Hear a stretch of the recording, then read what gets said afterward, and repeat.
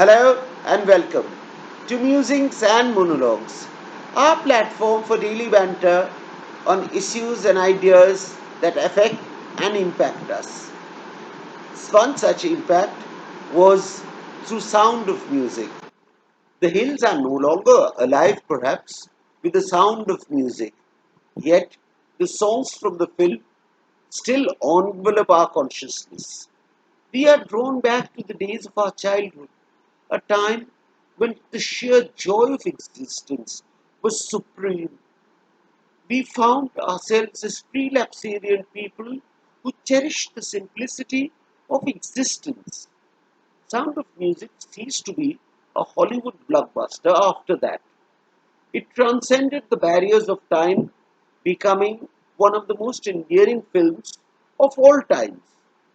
Chaplin had tried to present the perils of fascism very admirably with the great dictator. Yet, Sound of Music showcases the ultimate victory of a family, a basic small unit, who overcome the onslaught of Hitler and crossed over from Austria to Switzerland to live happily ever after in the days of the fascist dominant monarch Hitler. All that happens, of course, in the end of the film. The beginning of the film, if you consider it, is an overture to happiness. The theme celebrating the age of innocence, of fun and joy created by the simple magic of Maria.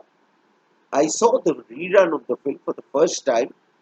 I saw a rerun of the film, yet it still remains one of my most enduring favorites, even after a gap of 55 years.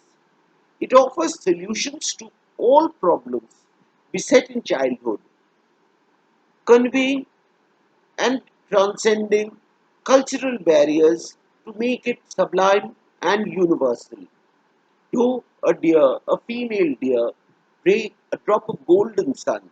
The drop from that golden sun still envelopes my being, and I am 16 going on 17 actually encapsulates the surge of romantic love in the early years of existence without any sexual overtones.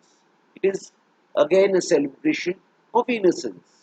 But my enduring favorite remains the song of the nuns. How do you solve a problem like Maria? How do you catch a fly and pin it down?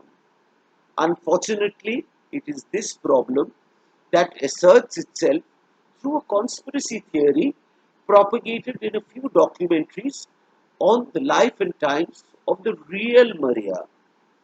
The truth, they said, was not articulated in the Sound of Music, the film. Maria of history was shown as a complex human being, a shrewd propagator of myths through her autobiography. However, in reality, she did not train the Von Trapp children. A Catholic clergy did. She guided the children to USA using guile and deceit, selling them to perpetrate the great American dream. When jostled with truth, she sustained it till her death in 1987. Our Maria, portrayed by Julie Andrews, is from a fairy tale, admitted. But what did she do was to create a parallel universe, a universe that becomes universal in times to come. It is that universe we inhabit.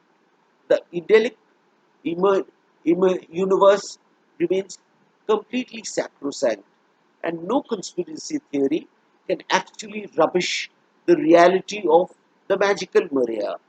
The Maria, who was celebrated 45 years after the release in a talk show by Oprah Winfrey, who actually managed to bring Julie Andrews, Christopher Plummer, and the actors who played the Von Trapp children to come together on a common platform after 45 years. In the wintry show, they celebrated together the joy, the eternal quality of the sound of music. That is the ultimate truth, a truth that actually pours from the hearts of the common people, a truth that is celebrated and revered by all of us. What do you think is the real version of the truth? The story of Maria of reality or the Maria of our dreams? I urge you to peep into your dream space and find out which Maria you will abide by, which truth shall you adhere to. That will be all, ladies and gentlemen. Thank you and have a wonderful day.